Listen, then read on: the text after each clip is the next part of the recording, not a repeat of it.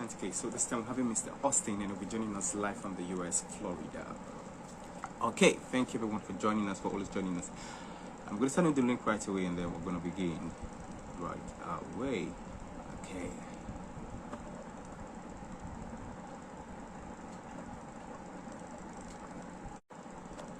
Okay, so thank you everyone for joining us. Okay.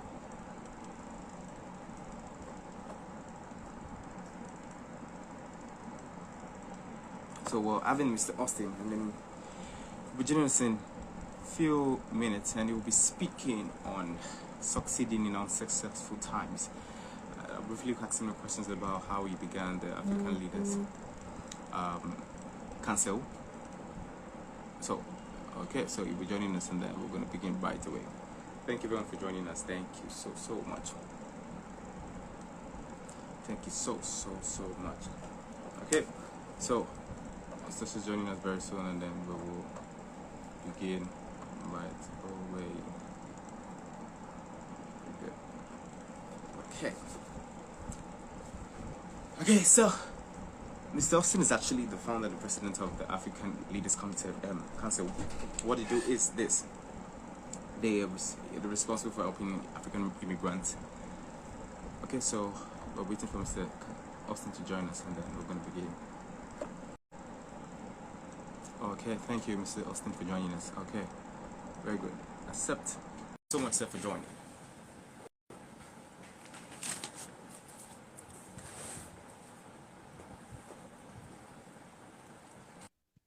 Okay, good. So I think Okay, yeah. the other way, right? Okay. Is it Okay, better? very good. Yeah, very good. Thank you so much, Mr. Austin. I want to say a very big thank you. Thank you so much.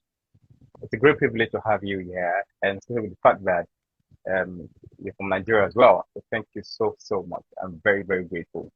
You My know, when pleasure. Williams told me about you, I said, okay, it's very important to have you speak for us. Yeah, Thank you William is a so great much. guy. Thank you so much. Okay, so let me quickly introduce Mr. Austin. Mr. Austin is the founder and the president of the African Leaders Council International, and they're responsible for helping African immigrants in the US and especially in Florida.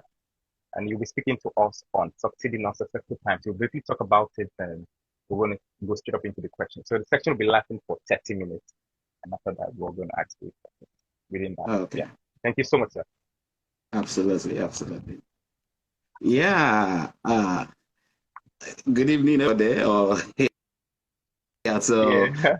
I'm excited being on here. First of all, I want to thank you for the work you're doing in the area of leadership, because it's a very important thing, especially amongst us, the youth and the upcoming generation and stuff. So it's really important that we begin to understand leadership, because one of the key things in leadership is service. So like you right now, you are doing a community service right now with what you're doing, giving people knowledge, giving people empowerment and stuff, giving them information and resources they need. Sometimes money might not be everything. All you might just need is just knowledge, the ability and the strategies to make that money or succeed where you want to head to. So this is a very good platform for that. I want to thank you and appreciate you for what you're doing. Yeah, it's really good. Thank you. So yeah, the African Leaders Council, basically it's I'm going to talk a little bit later on, because what we're talking about is succeeding in unsuccessful areas. Yeah. So I will come to that later on, but the African Leaders Council is kind of like the same story with that topic, because it's if you get to understand for a little bit where I am, and then Orlando, particularly where the city where I am, there are not a lot of Africans like you will find in Houston, in Maryland, in New York, and some other places. From here, they love to go to like Texas, New York, Maryland, all those places where there are a lot of Africans. So you can have like 10 African restaurants around and stuff. So But places like Florida and stuff, there's not much of that. So it's hard to really get a community and stuff. But while people see it as an issue, as a problem, I see it as an opportunity. So, and that's why I'm doing what I'm doing, and that's why I started African Leaders Council, to meet that vacuum that is there and stuff. So that's how the story started, because one of the things me personally, when I go to any place, I like to know the place.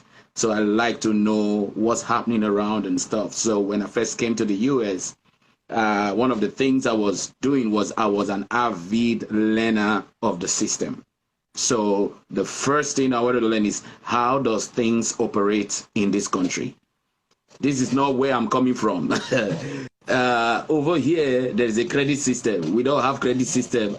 By the way, I'm from Nigeria. So we don't have credit system in Nigeria. We don't have that. We don't have law. The law here is strict. You can go to jail for just something that you're like, is it not just this one? Is it not just this? You can go to jail for that. So a little stuff, little things, understanding the system, and then the educational system as well. How does the education work? All these things were the first thing that I was like learning really well, and like discovered that the government have resources and stuff for community to improve their lives locally where they are living. So I was like, oh, okay. So how many Africans know about this? How many Africans are taking advantage of this and stuff, especially for those that are just coming in, or maybe you came with visa lottery or whatever means, or refugee or whatever means that they came. How many people have access to this and stuff? So that got me on my journey to learning more about resources that are available, and then also gathering as many Africans I see. I started a Facebook group. As many Africans I see around, hey man, we have a Facebook group. Join. And that's how we started. And our goal was to narrow the vision. The vision was narrow. It's a narrow vision. It's a tunnel vision. It's not broad, big. It's focused on a simple thing. Because are there other African organizations around in the US? Yes, there are. There are a lot of organizations that are doing things in Africa and doing a lot of input and stuff in Africa, which is awesome. So I discovered that there is the battle. We are fighting. It's like two coins. We are only fighting only one coin, one side of the coin. We are not working on the other side of the coin. So we have to fight the battle from two fronts. So I'm like, okay, if all the organizations are trying to do things in Africa and the rest, who's taking care of Africans that are coming in here? What organization is trying to help them stand, help them secure? Because the more Africans that are well doing over here, the better it is for Africa. Because it's the Africans that are here that are still sending resources and money back home, send people to school, send stuff. So if they are doing well over here, everybody back home will benefit. So that's my approach to the African Leaders Council. So some people say, hey, let's do school in Africa. Let's do this. I'm like, I can refer you to organizations that are doing those things. So we will refer you to those organizations. But our focus is Africans that are here. How do they put their kids in good school? If they want to start a business, because starting a business here is not like back home. There are a lot of things you have to go through, licenses and stuff. So we help our people start businesses and thrive in those businesses. How do we have Africans get scholarships and stuff in college and stuff, like all these things that has to do with our lives? I'm like, there is no organization that is like focused on that. So that was the need I saw that prompted the African Leaders Council. So even though we focus on Africans, we see also you share our culture and use it as an outreach to communities in Florida as well. Like when they're having Black History Month, when they're having Juneteenth event and stuff, and use it as an. So we are operating as, yes, we are working with Africans, but at the same time, we are also working in the community locally over here, whether they are white, black, whatever they are, we work with them as well. So that's the whole. I didn't go into, if you notice, I didn't go into specific, our vision is this, our mission is this. No, I go into what we do. if you want to see our vision and mission, all those legal stuff is on our website. You can go read them. So, but I'll just talk to you on a real life basis. Wow, thank you so much. Thank you so much, Mr. Austin. Okay, so Mr. Austin, we just go straight to the point and how, like, thank God you understand. You felt what it feels like for organizations, especially in the US, compared to Nigeria. And I believe a lot of people who are actually viewing this, who are going to view this later on, would want to know, especially when you find themselves in situations where there is no hope. What's the first thing that should come to mind? Should they lose hope? Should they start thinking about suicide? What comes to mind, especially when all things are actually going astray, out of, not like they are lazy, but somehow so much disadvantage situations are coming. How do people come to understand how they actually make a move? Yeah. So I'm gonna make a statement that those of us those in Nigeria, we don't understand, but if you are watching from wherever in the world and the stuff, I want you to know that it's a Nigerian thing, that we have a saying that says, when there is life, there is hope. So no matter the struggle, if you are breathing, if you have life, then there is hope. Don't give up. Now, one thing I always tell people is, like, there is always a solution for every problem. The solution might not be instant. It might be over a period of time, but there is always a way out of every issue. All you need to do is stop worrying, take a deep breath, and then look around you, because sometimes a lot of the things you need to succeed are not outside, they are within. So you look around you, look inside yourself, and just, because sometimes when the pressure of life is on you, you don't have time to like rationalize things. You don't have time to like, you're like, man, I need to get this thing done. See, you don't understand what I'm going through right now. I don't have time for all this. So you really are not in a place where you can think well. So that's why there are two things you want to do. One, have somebody that can mentor you, somebody that you can talk to, because sometimes when you are in these situations, you are not thinking straight. You want to have somebody that can point you in the right direction and say, oh, okay, this is what you should do. These are the opportunities that they are available for you. And at the same time, knowledge is key. You want to acquire more knowledge. I say, okay, where I am right now, the reason I'm here is because there is certain things I don't know. If I know those things, I won't be here. So what do I need to know to get out of here? So at that point, you should be opening your mind up to learn and say, oh, okay, I'm in this situation. Okay, let me give, for example, this is just a practical situation. And I talk to myself this way too. If right now what you need is 20,000 naira, right? How can you get 20,000 naira? I can tell you different ways of 20,000 naira. Some people say, oh, go start a business. 20,000 naira is 20 people with 1,000, right? It is also 40 people with 500. So it's also 80 people with 250, if my math is right. So you can see how you're already trying to strategize and break down big problems into smaller chunks.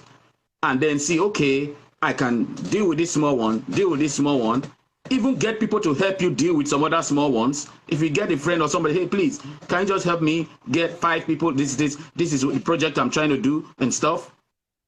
You can achieve that.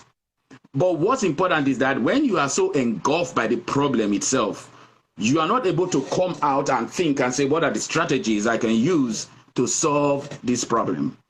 So number one, when you are feeling hopeless and don't know what to do, first is step back and appreciate the fact that first you are alive. And the fact that you are alive means there is hope. The fact that you are breathing means there is hope. That means you can succeed. It is only the dead man that doesn't have hope, or the dead woman that doesn't have hope. So if you are alive, there is hope. Then number two is look inwards and like, okay, let me get out of my present circumstance. I know it's a hard thing to do, get out of the situation because it's so pressing on you, but you want to learn how to do that. If you need to shut out people, if you need to drop some Instagram, some social media stuff and block them and just get away from all the noise that's coming around and stuff, do it. But just get away and then look inward, be by yourself. And then from there, begin to understand, okay, this is the situation. How do I solve this problem? You will see strategies and ideas will start coming.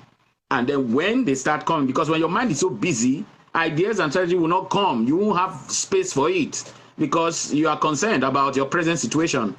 So once you get out like that, and if at some point in time, if you believe in God, that's the time you even get some inspiration and stuff on what to do next.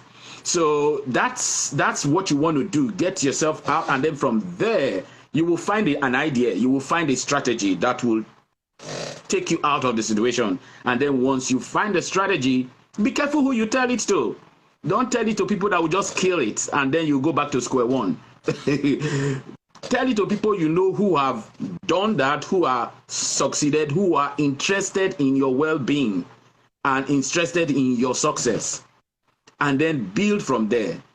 Sometimes it's something you can do by yourself. Sometimes it's something you have to get a couple of people with you to do. So find those people that will work with you and are interested in your success, not what they're going to get out of you.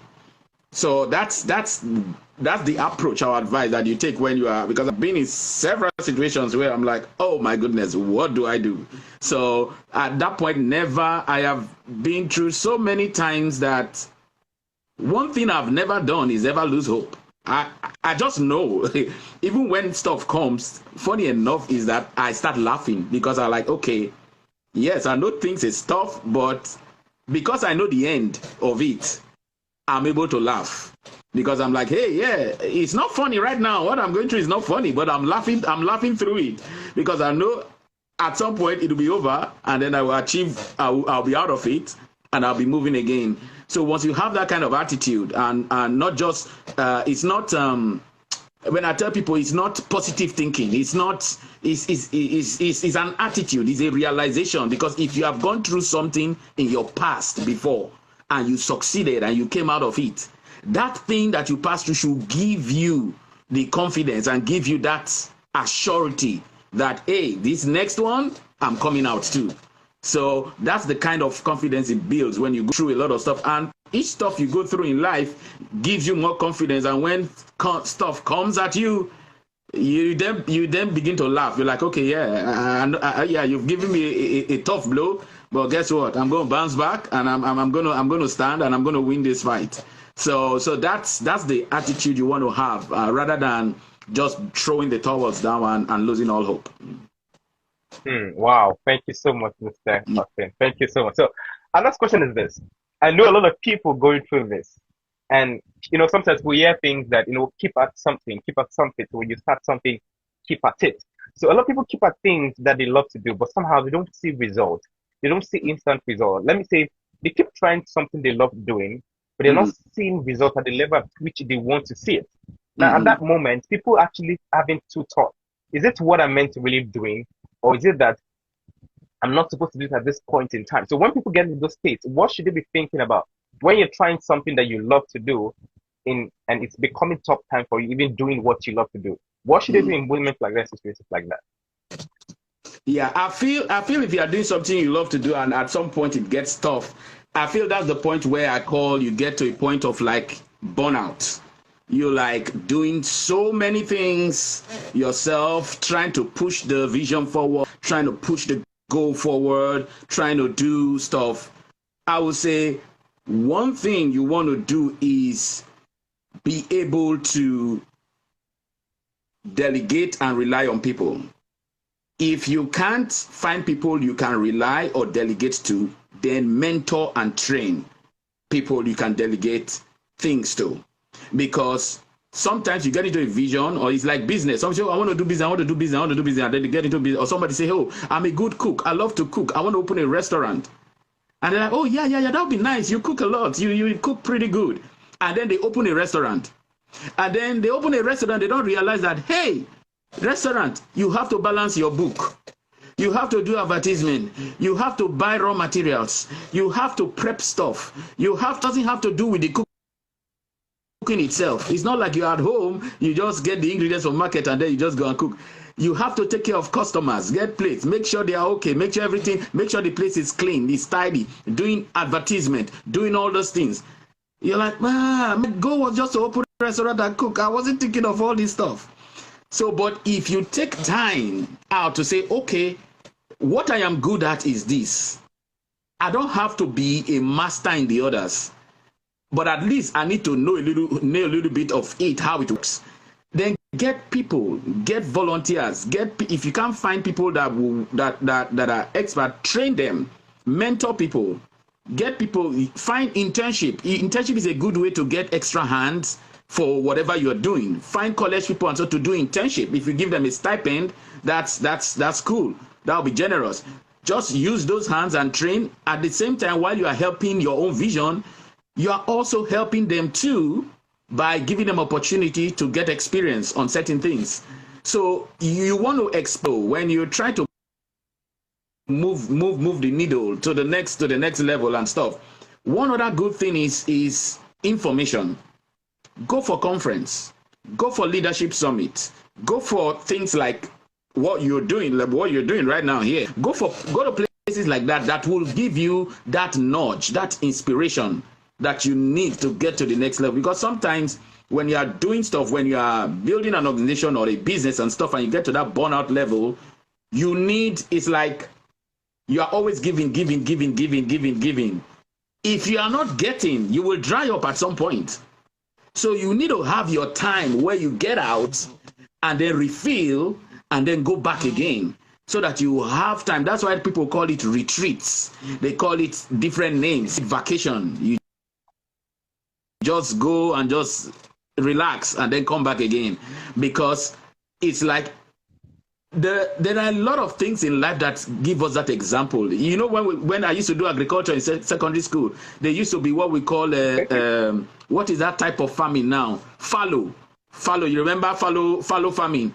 Type of agriculture where you grow on a particular land, and then after maybe 1 year you leave that part of the land and go to the other one and allow the other one to fall for a while, and then it gets nutrient, and then after another year or two you come back to farm on that one again, and then it gives you a lot of nutrients.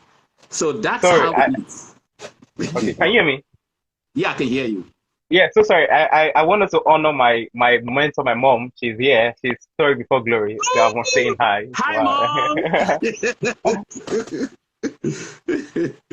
Awesome. You can go on, please. Yeah. So that's fallow farming thing is even our own natural way that we can learn that, see, hey, even the soil itself needs rest. It needs rest to fallow so that you can plant back, so that it can give you better produce. So if you don't allow it to fallow and you farm on it again, it will still produce, but it won't be anything that you can use.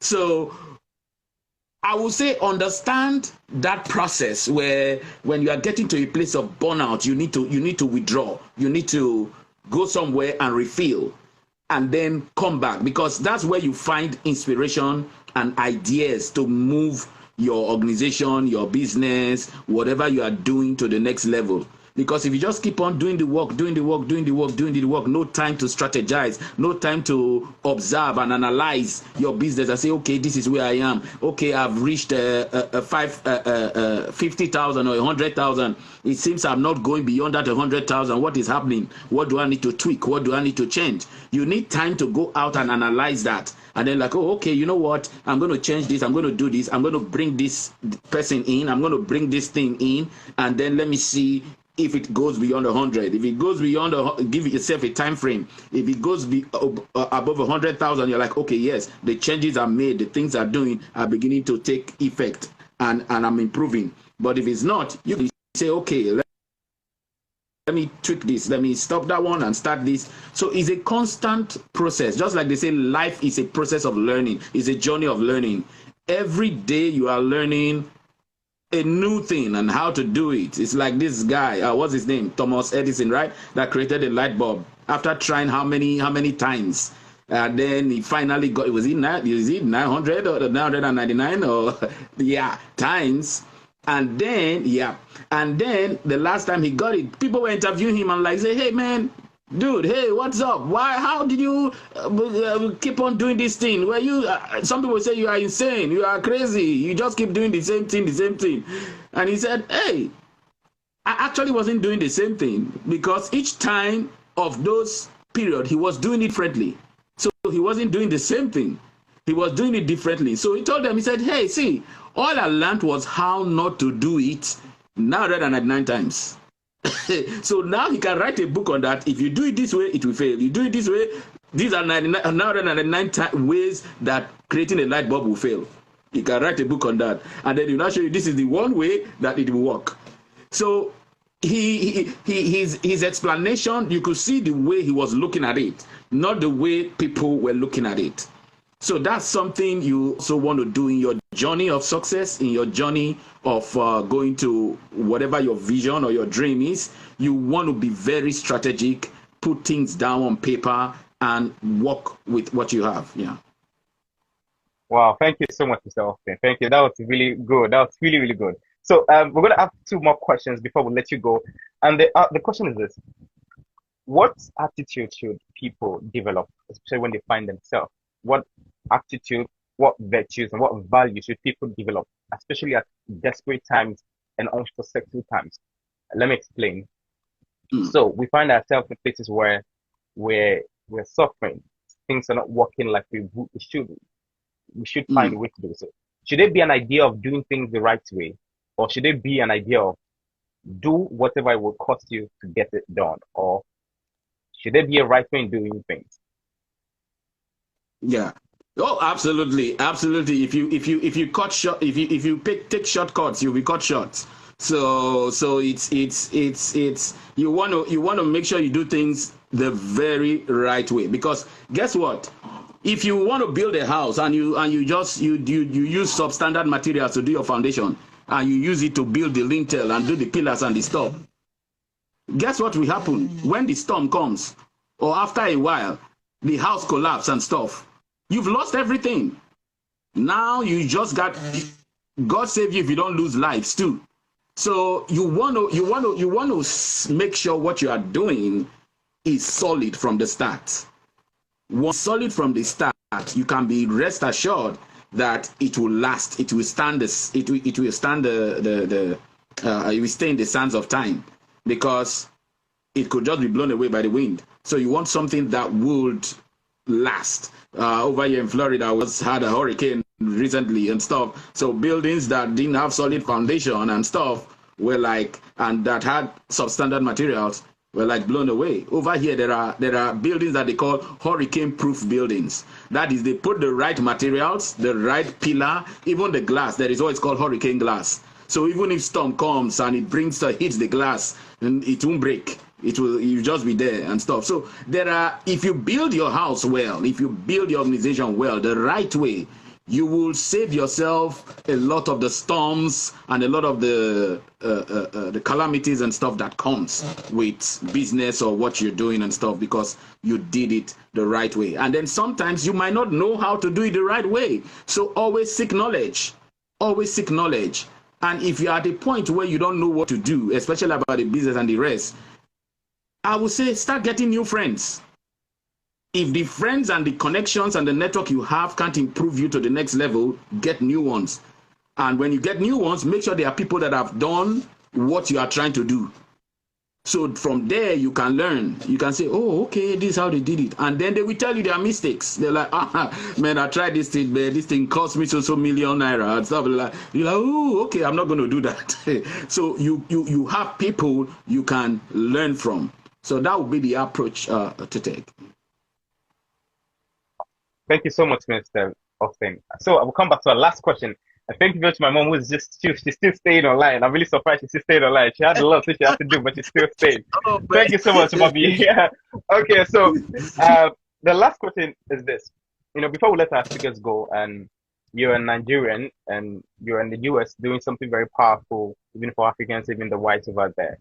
What advice would you give to young people, let's say globally, and even African youths that are going through so much things to survive, to make things work, especially when they have to use the right channel, especially when they have to use the right way? What advice would you give to young people? Yeah, I would say learn. One, to acquire a skill set. Acquire a skill set. Ladies, even if it's braiding, let me give a practical example. If you are a lady and you sometime will maybe visit the US or something, braiding is a good skill to have because it will make you money. So that's one. But get a skill. Technology. Go into technology. The world, everything is changing into technology. Go into technology. Technology is an area to go. IT is an area. There are a lot of content creators now. That's great. But at the same time, also start thinking of how to create videos, how to create photography, things like that, graphics and stuff. The people will always need these things because we are in a technology world right now. So go into this area. Go beyond. Don't stop thinking local. Start thinking global. Because now the reason why I'm saying that is that if you look at your surrounding environment, you might see a lot of failing and unsuccessful things happening. But open your mind up. Go to the internet. Start looking at the global spectrum. You can sit down at your home over there, and the only thing you'll be trying to do will be say, okay, if I can just get internet data, I can do some work and make money. Now, what kind of work can you do? There are different sites, freelancer sites and stuff. For example, there is Fiverr, for example, that a lot of people use. And for example, I know Nigerians, Cameroonians, different African people that are on Fiverr right now. I actually hire some. I specifically choose, I will check because in Fiverr, they will tell the country the person is from. I specifically choose people from Africa. So if I see I'm looking for somebody to hire, I look for, so I've hired somebody from Cameroon. I've hired a lot of people from Nigeria to do stuff for me. I see it as my way of empowering people back home. So you get on there. You can from your room. Take for example, Instagram Reel, Facebook Reels. You can make yourself a business of I will create reels for you for this amount. So there are things you need to think. I don't like using the word think outside the box because number one, I don't want you to be in the box in the first place. You shouldn't be in the box. So you should expound your mind and like look at opportunities. Even if you are in a remote area and stuff, look beyond that remote area where in that area you have the internet is so powerful. See what you can do. If it's writing, you are a writer.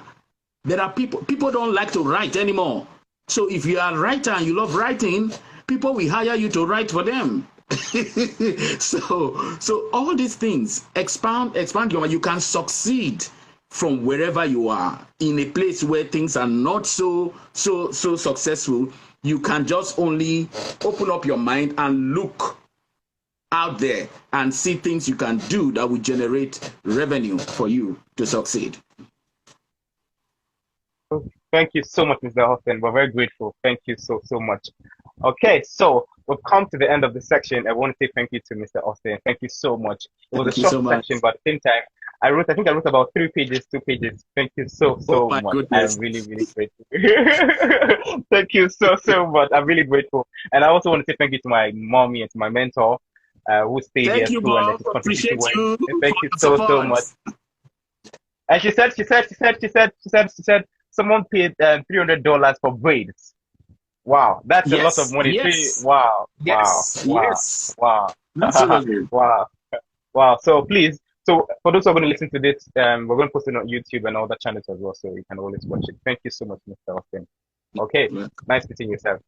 Thank you so much. Bye, Keep sir. the good work going. Bye, everybody. Okay, bye. Thank you.